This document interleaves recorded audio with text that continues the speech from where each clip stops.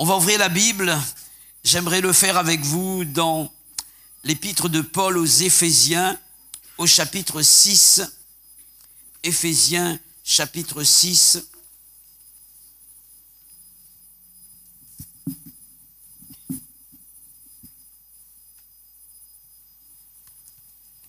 On va lire du verset 10 jusqu'au verset 18, s'il vous plaît.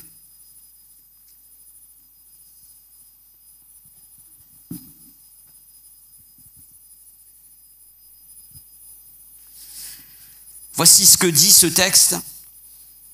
Au reste, fortifiez-vous dans le Seigneur par sa force toute puissante. Revêtez-vous de toutes les armes de Dieu afin de pouvoir tenir ferme contre les ruses du diable. Car nous n'avons pas à lutter contre la chair et le sang, mais contre les dominations, contre les autorités, contre les princes de ce monde de ténèbres, contre les esprits méchants dans les lieux célestes. C'est pourquoi prenez toutes les armes de Dieu afin de pouvoir résister dans le mauvais jour et tenir ferme après avoir tout surmonté. Tenez donc ferme, ayez à vos reins la vérité pour ceinture, revêtez la cuirasse de la justice, mettez pour chaussure à vos pieds le zèle que donne l'évangile de paix. Prenez par-dessus tout cela le bouclier de la foi avec lequel vous pourrez éteindre tous les traits enflammés du malin. Prenez aussi le casque du salut et l'épée de l'esprit qui est la parole de Dieu. Faites en tout temps par l'esprit toutes sortes de prières et de supplications. Veillez à cela avec une entière persévérance et priez pour tous les saints. Amen. C'est à peu près sur la même thématique de dimanche dernier que je voudrais fonder ma prédication ce matin. Pour ceux qui étaient là dimanche, vous rappelez-vous du titre du message, pour ceux qui suivent d'une manière, intelligente, le message qui est dispensé. Vous vous rappelez du titre du message? Quelle est la personne qui peut donner le titre, s'il vous plaît? Cela veut dire que si vous êtes capable de me donner le titre, cela veut dire que j'ai bien prêché, sinon j'ai mal prêché, d'accord? Voilà, arrivé au bon endroit et au bon moment ou inversement. Alléluia. Le thème était extrait de ce récit du combat de David et qui était encore un jeune homme contre le géant Goliath et la victoire a été remportée. Amen. Ce matin, j'aimerais vous parler d'un Dieu tout-puissant à la recherche d'une puissante armée. Alléluia. Il s'agit d'une église conquérante. Il s'agit d'une église qui gagne. Et j'aimerais déclarer avec vous ce matin, l'église de Saint-Pierre doit être une église conquérante, une église qui gagne, parce que au milieu de nous, il y a le Dieu tout-puissant. Il est impossible de perdre avec un Dieu pareil. C'est impossible. Notre Dieu à nous est le Dieu tout-puissant. Pour faire partie de cette puissante armée, il faut premièrement reconnaître que notre force à nous en tant que chrétiens se trouve en Jésus et non pas en nous. Notre force ou bien notre puissance se trouve en Jésus. Est-ce que nous en sommes conscients? Est-ce que chaque chrétien présent dans ce lieu, que ce soit le chrétien de Saint-Pierre, que ce soit le chrétien de Saint-Denis, de Saint-Joseph ou bien du 14e, quel que soit le chrétien présent dans ce lieu, est-ce que tu es conscient de cela? C'est que ta force, elle ne se trouve qu'en Jésus seul et qu'en Dieu seul, et non pas en toi. David était pleinement conscient de cette réalité, je dirais même de cette vérité. Et comme nous l'avons vu dimanche dernier, il a pu dire au géant Goliath qui était là en train d'insulter l'armée de Dieu, le peuple d'Israël, dans 1 Samuel chapitre 17 verset 45, il dira donc à l'ennemi en face de lui, ce géant, tu marches contre moi avec l'épée, avec la lance et le javelot, tandis que moi, je marche contre toi, non pas avec la fronde, non pas avec la pierre que j'ai dans ma fronde, mais il dira, je marche contre toi au nom de l'Éternel des armées. Si je transpose ce verset, ça donne ceci, ta force à toi est dans tes armes, dans une force humaine, une force terrestre, tandis que moi, ma force, elle se trouve en Dieu, c'est une force supérieure. Alléluia. Et dans de nombreux psaumes, David va le proclamer, il va parler de sa force qui se trouve en Dieu. Je vais vous en citer que 2 psaumes. Dans le psaume 18, verset 2, il dira « Je t'aime, ô Éternel, ma force ». Et dans le verset 3 également, il va parler de Dieu comme étant son bouclier et aussi la force qui le sauve. Dans le psaume 28 au verset 7, il dira « L'Éternel est ma force et aussi mon bouclier ». Alors, comme David, j'aimerais déclarer haut et fort devant l'ennemi de mon âme, ma force est dans le nom de Jésus. Alléluia. Ma force est dans le nom de Jésus. Une fois, je me rappelle, on m'avait demandé pour aller prier pour quelqu'un et je ne savais pas que cette personne était possédée de mauvais esprits. C'était ma cousine qui était chrétienne qui avait fait la demande et je suis venu ne sachant pas que cet homme était possédé. Et lorsque je suis arrivé dans cette maison, donc j'ai commencé à parler de Dieu, à témoigner de la puissance de Dieu. J'ai vu cette personne d'1,80 m me regarder en face avec des yeux comme cela. Et derrière le regard de cet homme, ce n'était pas le regard de l'homme proprement dit, mais c'était la puissance des ténèbres. Et j'ai senti comme une rage de la part de l'ennemi. Et il voulait se jeter sur moi. Et tout d'un coup, donc, il y a une certaine crainte qui s'est emparée de ma vie. 1,80 m contre 1,56 m, vous comprenez? Vous voyez la force disproportionnée. Donc, et je me suis dit, certainement, il va me manger tout cru. Et puis, à un moment donné, l'Esprit parle à mon esprit. Le Saint-Esprit me dit, ce n'est pas par ta puissance, ce n'est pas par ta force, mais par la force de Dieu qui est en toi. Alors, je levai ma main. Cet homme a été figé sur place. Il n'a pas bougé d'un poil. Et à un moment donné, il est tombé. J'ai prié pour lui au nom du Seigneur Jésus. Il a été délivré de mauvais esprits. Pour dire, mes frères et sœurs, notre force à nous, elle est en Jésus. Alléluia. Et nous devons le confesser ce matin. Si nous sommes conscients de cela, alors comme Dieu nous le demande par la bouche de l'apôtre Paul, dans le texte que nous avons pu lire ensemble, voici ce que dit l'apôtre Paul. Et je reprends le texte, fortifiez-vous dans le Seigneur. Et une autre version donne ceci, puisez votre force en Jésus. Amen. Il est question de venir à ce puits qu'est Jésus. Alléluia. Un jour, il avait dit à cette femme samaritaine, le puits n'est pas le puits de Jacob. Tu as besoin d'un puits plus puissant que cela.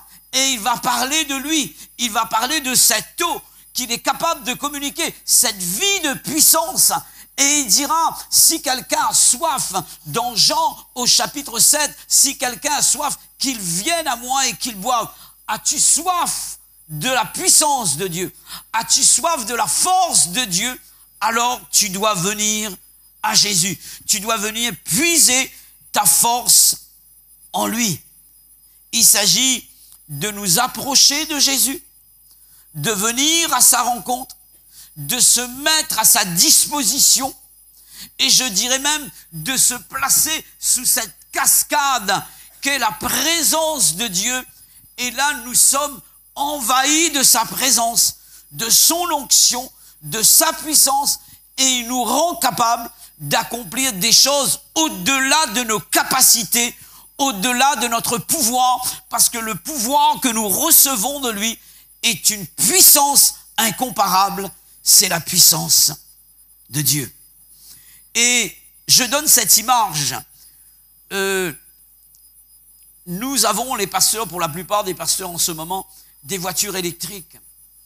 Et s'il n'y a pas chaque jour pour le pasteur qui possède cette voiture, cette charge, et je dirais cette borne là où il doit se rendre avec sa voiture pour pouvoir donner de l'énergie à sa voiture, il ne pourra pas rouler.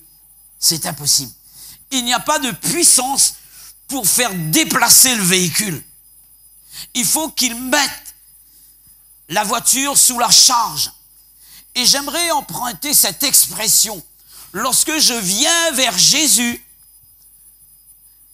puiser la force en lui, c'est se mettre sous la charge de la toute-puissance de Dieu. Alléluia. Nous permettant d'aller au-delà de nos limites, au-delà de ce que notre capacité humaine nous donne de faire. Et lorsque je suis rempli de Dieu, par rapport à cette communion avec Dieu, alors je suis rempli de sa puissance. Je n'ai pas peur d'un démon enragé. J'avance, j'avance et j'avance au nom de Jésus. Amen. Que Dieu soit béni. Pourquoi devrions-nous puiser notre force en Jésus? Parce que sa force, et je le répète, et nous allons considérer cela d'après les Écritures, parce que sa force est supérieure en puissance à celle de l'homme et à toute autre puissance. C'est ce que nous dit le texte. Fortifiez-vous par sa force toute puissante.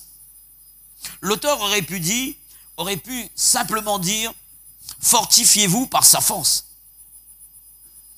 Mais il ne l'a pas fait. Au mot force, il a ajouté l'adverbe toute et aussi l'adjectif puissante. Fortifiez-vous par sa force toute puissante. Il parle d'une force qui est en Jésus et qu'il qualifie de force toute puissante. Il faut savoir que l'adverbe tout devant un adjectif indique l'intensité ou le degré absolu. Cela veut dire qu'il n'y a pas de puissance supérieure au-delà de la puissance du Seigneur Jésus. Amen. Il s'agit là de l'omnipotence de Dieu, la toute-puissance de Dieu. D'ailleurs, c'est aussi l'un des noms de Dieu. Il s'appelle El Shaddai, c'est-à-dire Dieu tout-puissant. Et c'est de cette manière que Dieu s'est manifesté à Abraham, à Isaac et Jacob, avant même de se révéler à Moïse dans le buisson ardent. Dans Exode chapitre 6 et au verset 3, j'ai cette information qui me dit, et c'est Dieu qui parle, je suis apparu à Abraham, à Isaac et à Jacob comme le Dieu tout-puissant. Amen. Dieu est le Dieu tout-puissant. El Shaddai. Alléluia. El Shaddai. Et pourquoi devrions-nous puiser notre force en Jésus? Non seulement qu'il est le Dieu El Shaddai, parce qu'en face de nous, il y a un ennemi redoutable, qui est le diable. Il y a de ceux qui veulent jouer avec le diable. Jésus n'a jamais trop parlé avec les démons. Il a menacé les esprits. La seule fois où il va demander quel est ton nom, c'est pour nous prouver qu'il y avait une légion de démons dans le corps de cet homme et qui le possédait, les démons le démoniaque de Gadara, et pour montrer que, en fait, face à cette puissance, aucune puissance terrestre, aucun homme ne pouvait donc se mesurer à cette puissance. Et voilà pourquoi ce jour-là, il a demandé quel est ton nom pour montrer la force de la puissance des ténèbres. Donc, je disais, pourquoi devrions-nous puiser notre force en Jésus? Parce qu'en face de nous, il y a un ennemi redoutable qui est le diable. Le diable est à redouter du fait qu'il soit un ennemi premièrement invisible. C'est difficile de combattre un ennemi invisible. N'est-ce pas? Vous pensez qu'il est là, mais il peut être là. Et c'est difficile. Et dans le texte, cette information nous est donnée. Il est dit qu'il n'est pas physique. Nous n'avons pas à lutter contre la chair et le sang, contre un ennemi physique, mais contre un ennemi spirituel, contre des esprits. Et vous savez que les esprits sont invisibles. Invisibles, mais cependant existants. Vous avez remarqué que Dieu s'est présenté, il se présente à nous comme étant le grand je suis. Et le diable va se présenter à nous comme le grand je ne suis pas. En disant, en fait, je n'existe pas. Avant de rencontrer Jésus, je ne croyais pas ni dans l'existence de Dieu, ni dans l'existence du diable. Il a fallu tomber malade et être tourmenté des mois, presque un an même, par des mauvais esprits pour comprendre que le diable existe. Il y a un monde satanique, mais il y a un monde spirituel, divin également. Alléluia. Et j'ai vu le pasteur, Bible en main, ouvrir cette Bible et à partir de là, chasser les démons qui étaient en moi. Et j'ai vu la puissance des ténèbres reculer à cause de la puissance de Dieu. Amen. Donc, le diable existe. Et nous ne devons pas jouer avec l'ennemi de nos âmes. La Bible parle de lui comme étant un adversaire, non pas un ami. Par contre, il est parlé de Jésus comme étant un ami. C'est différent.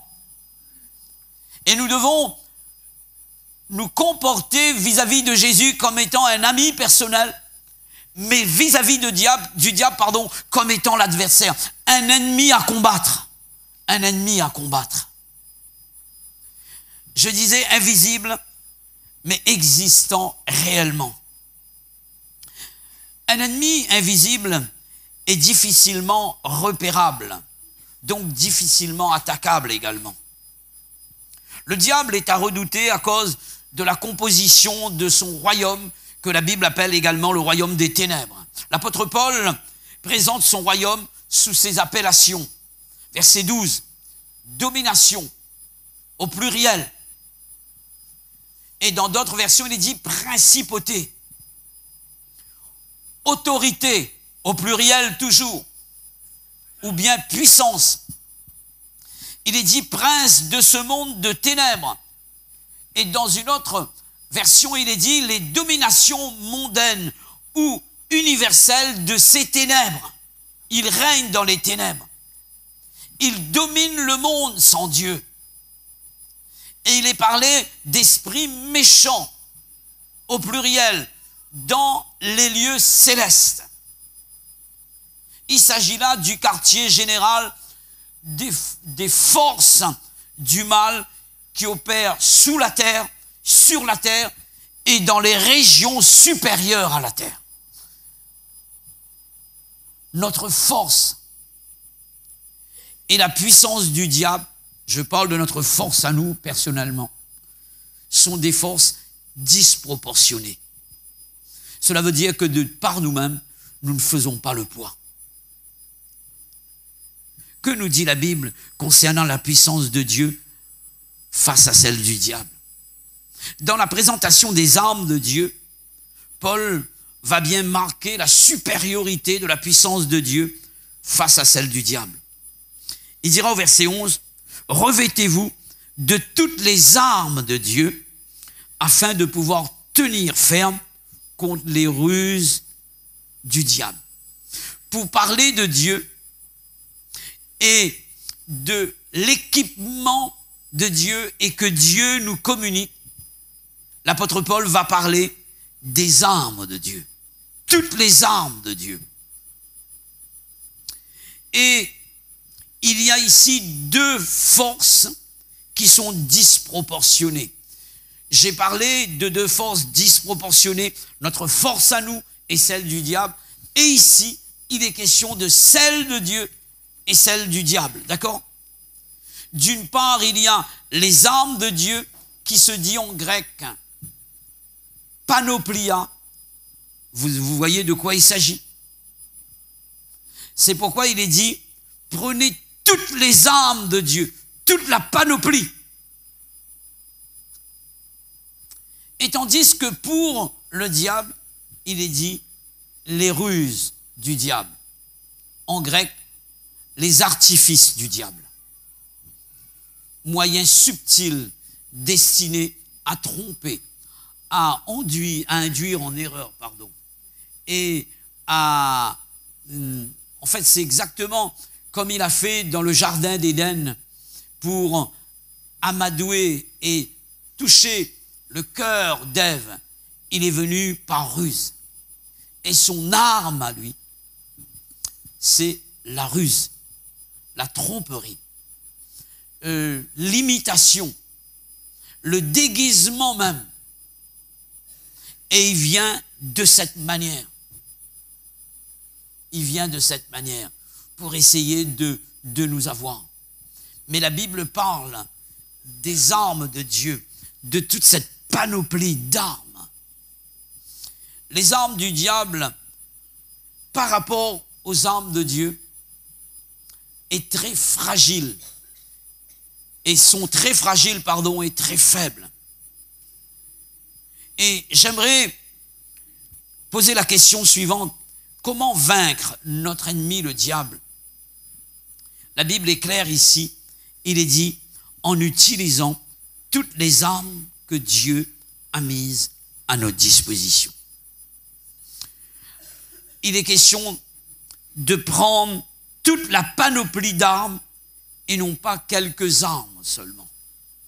Dans le verset 11, il est dit, revêtez-vous de toutes les armes de Dieu. Dans le verset 13, prenez toutes les armes de Dieu. Ne pensez pas que quelques armes nous seront d'aucune utilité ou ne nous servent à rien. Toutes les armes ici sont à utiliser. C'est ce que l'apôtre Paul nous dit.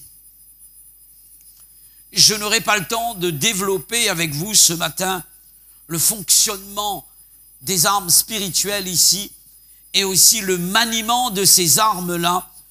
Pour ceux qui ont fait leur service militaire, vous savez de quoi il s'agit, d'accord? Mais je voudrais voir avec vous simplement le nom de ces armes, et il y en a 7, vous les citez, et j'aimerais travailler avec vous le but, d'accord? Le but. Pourquoi nous devons utiliser ces armes? Premièrement, il est question de la vérité pour ceinture. Juste un petit détail, la ceinture permet au corps humain d'être équilibré, d'être debout.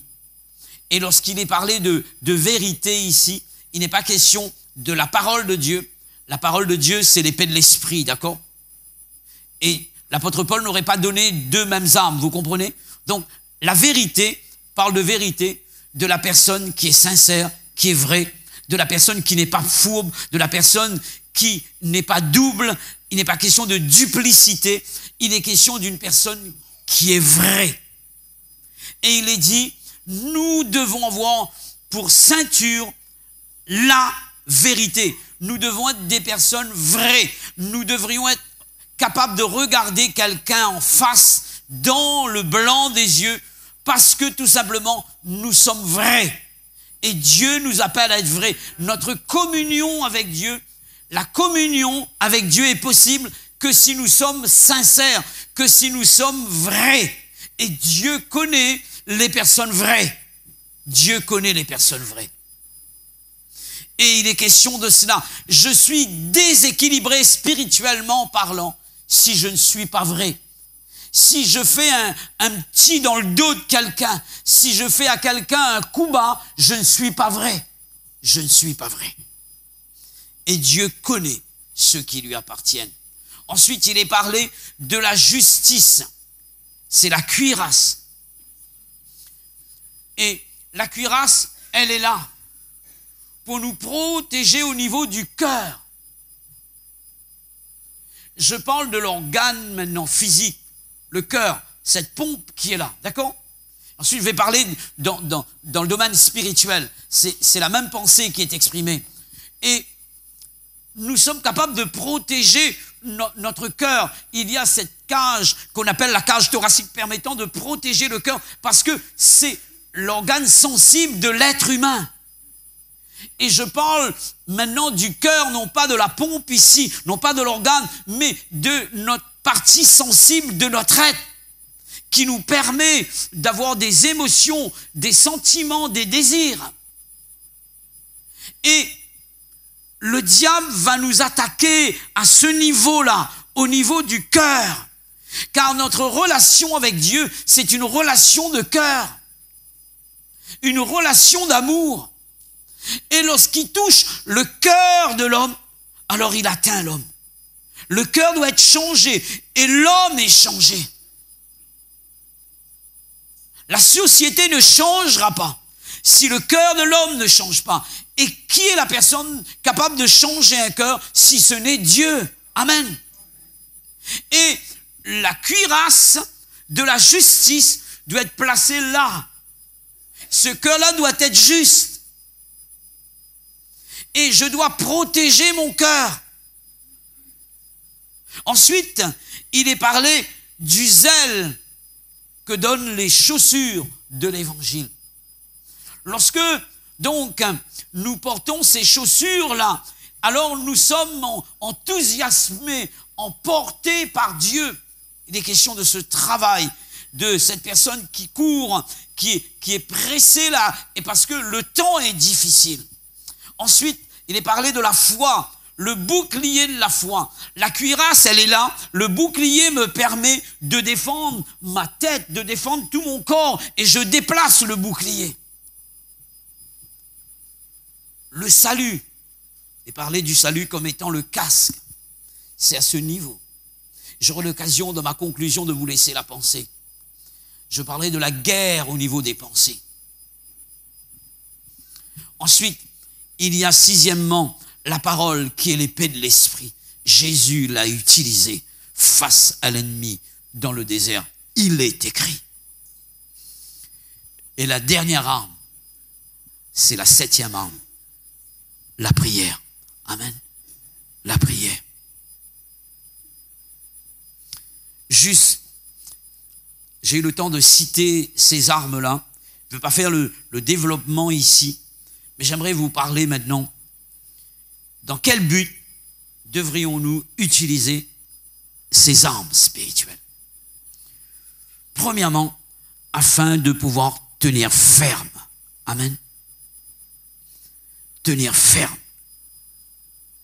Il y a des chrétiens qu'on peut appeler des chrétiens versatiles, tantôt haut, tantôt bas. Et ils marchent en dents de scie. Et Dieu nous appelle à être des chrétiens stables. Et ici, il est question de fermeté. Amen. Verset 11, deuxième partie. Il est dit ceci, afin de pouvoir tenir ferme contre les ruses du diable. Deuxième partie du verset 13. Et tenir ferme après avoir tout surmonté. Verset 14, première partie, tenez donc ferme. En 3 fois, ce but est mentionné. Nous devons utiliser les armes de Dieu pour pouvoir tenir ferme. Et une précision nous est apportée en ce qui concerne cette fermeté que nous devons avoir en Christ. Il est dit, même après avoir tout surmonté, il faut encore tenir ferme.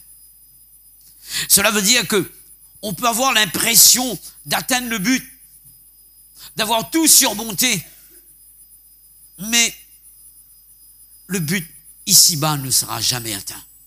Et tant que nous allons vivre sur cette terre, il est question pour nous de rester fermes, car quelqu'un peut tomber. Et combien d'hommes qui ont été à la tête de l'Église. Je parle donc de l'Assemblée. Jésus est la tête de l'Église. Donc, je suis en train de vous parler des hommes qui ont marqué leur temps, leur génération, mais qui sont tombés. Qui sont tombés. Combien de personnes ont abandonné la course parce que ces personnes n'ont pas su tenir ferme. Et Dieu nous appelle à tenir ferme. Alléluia. À rester ferme. Debout. Lorsque Jésus parle de la prière, justement, il va parler de la persévérance dans la prière. Et il va se servir de cette parabole, cette histoire de la femme en face du juge unique. Et il dira, pour montrer qu'il faut toujours prier, ne point se relâcher, ne point se décourager, rester ferme dans la prière.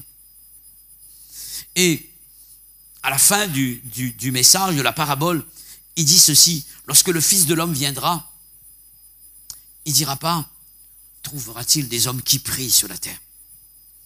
Mais trouvera-t-il la foi sur la terre?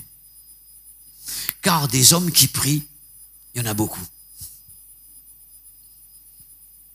Et sur la terre, beaucoup prient. Mais est-ce que tous ont la foi? Non. Ceux qui ont la foi prient. Mais ceux qui prient n'ont pas tous la foi. C'est pourquoi je dois rester debout dans la foi. Et souvent, la foi parle de la confiance en Dieu.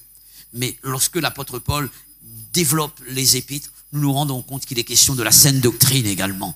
Rester ferme dans la saine doctrine. Alléluia. Deuxième but, afin de pouvoir résister. Verset 13. Alléluia. Il y a des hommes qui ont fait de la résistance et qui ont marqué leur temps. Certains ont été jetés en prison par rapport à leur foi. On leur a demandé de renier le Christ et ils ne l'ont pas fait.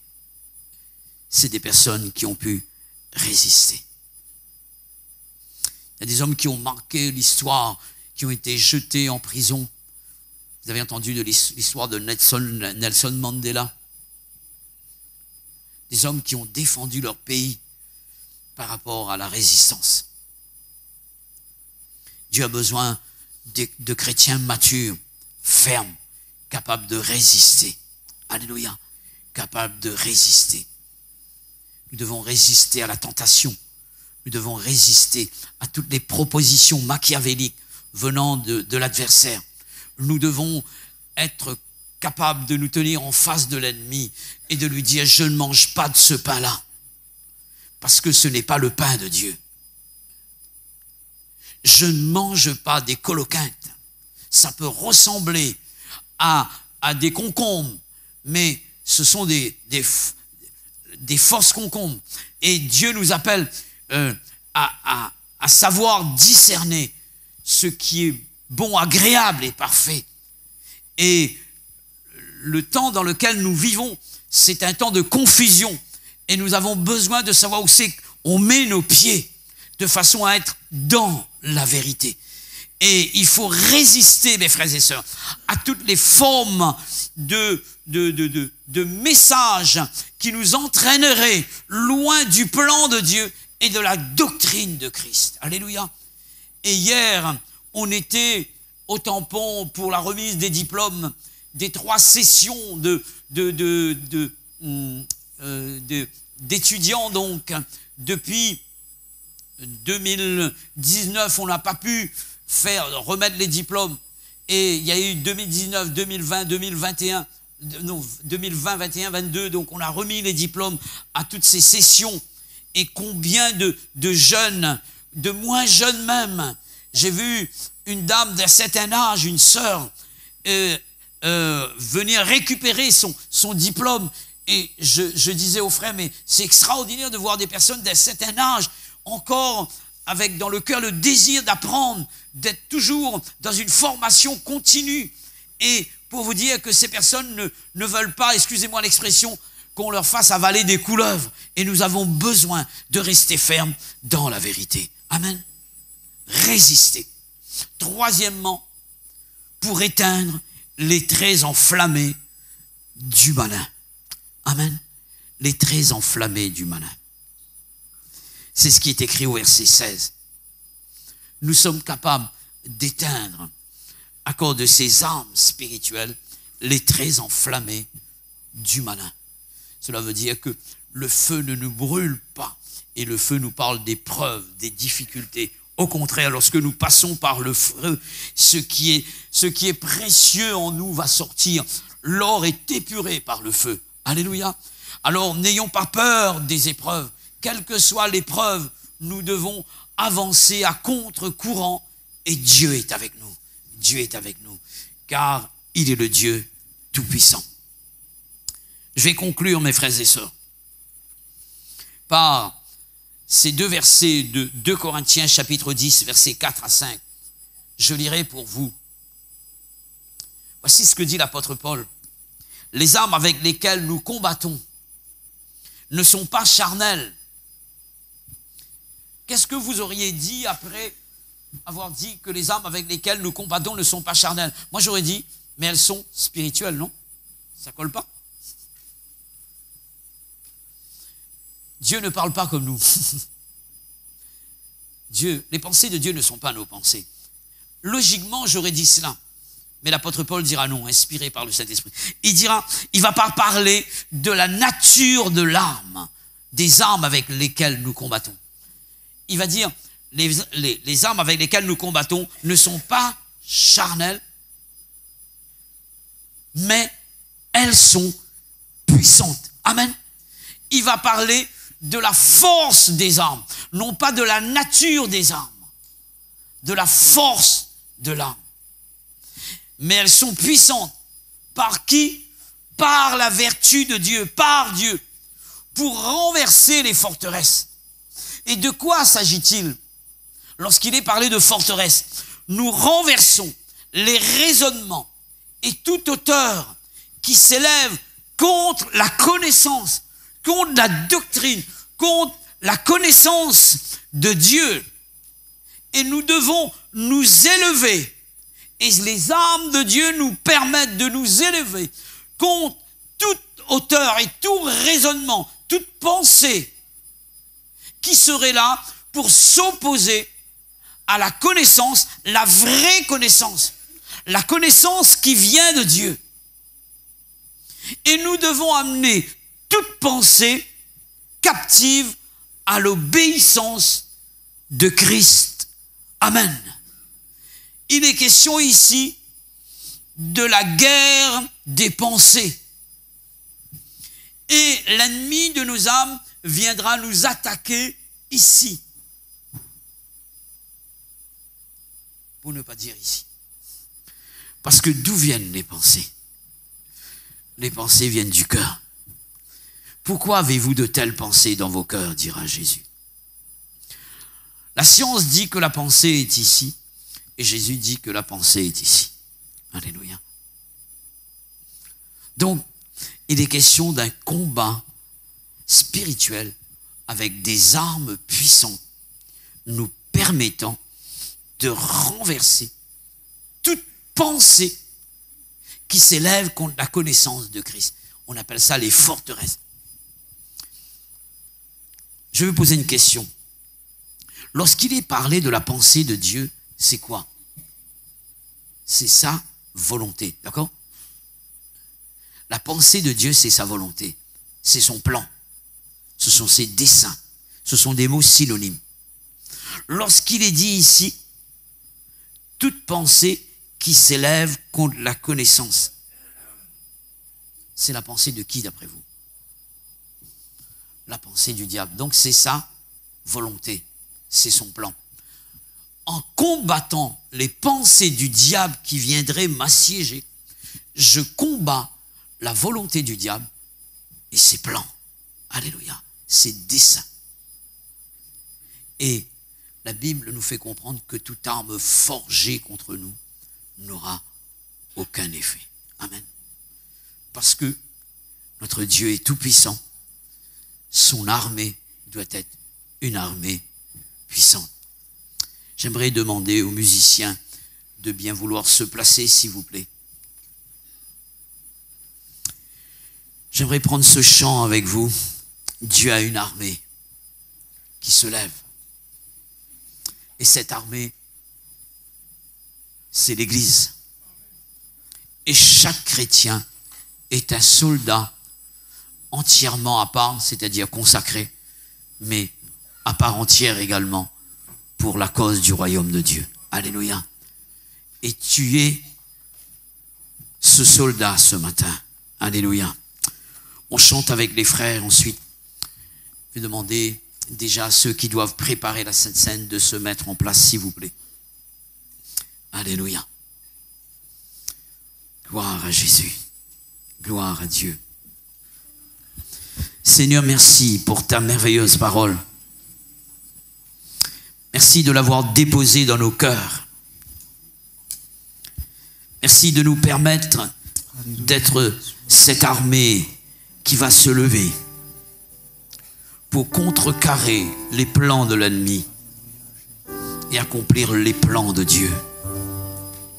Je prie pour que ton esprit soit sur nous. Je prie pour que la grâce de Dieu nous soit accordée.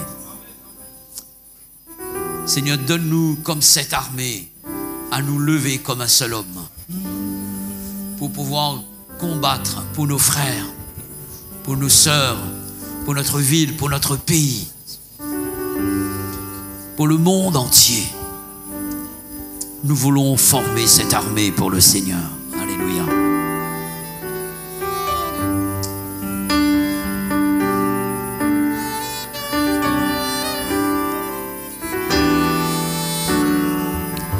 Dieu a une armée qui se lève pour lui obéir. Dieu a une armée qui se lève pour le servir. Peuple de Dieu, lève tes mains pour l'adorer. Peuple de Dieu, ouvre ta bouche, Dieu veut parler. C'est l'Esprit de Dieu qui l'amène. C'est l'Esprit de Dieu. Quel est celui qui veut se lever et dire Seigneur, je fais partie de cette armée? C'est l'Esprit de Dieu. Quelle est celle qui veut dire Seigneur, moi aussi, je fais partie de cette armée? Je suis enrôlé pour le royaume de Dieu. Peuple de Dieu, alléluia. Lève tes mains pour l'adorer. Peuple de Dieu, ouvre ta bouche. Dieu veut parler. Et nous rendons gloire à Dieu, à l'agneau de Dieu soit la gloire. À l'agneau de Dieu soit la gloire. Pensons à l'œuvre de la croix. Dans les lieux Jésus, l'agneau de Dieu. À l'agneau de Dieu. Nous allons dans un moment participer à la scène. Alléluia. Nous croyons que Dieu va nous renouveler, nous fortifier. Peuple de Dieu, lève tes mains pour l'adorer. Peuple de Dieu, ouvre ta bouche. Dieu veut parler.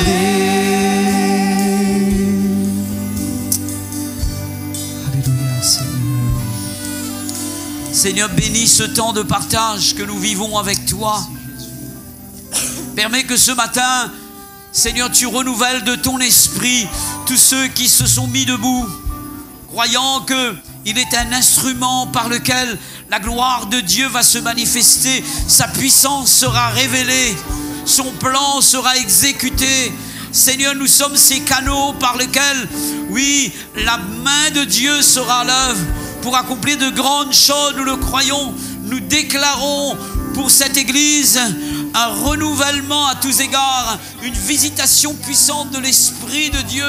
Nous déclarons, Seigneur, pour chaque personne une vision différente de ton œuvre et un attachement profond à la personne de Dieu, un engagement dans le service, dans une consécration nouvelle et meilleure. Seigneur, tu agis maintenant et tu te glorifies. Merci notre Père, au nom de Jésus. Toi la gloire, Jésus. J'aimerais demander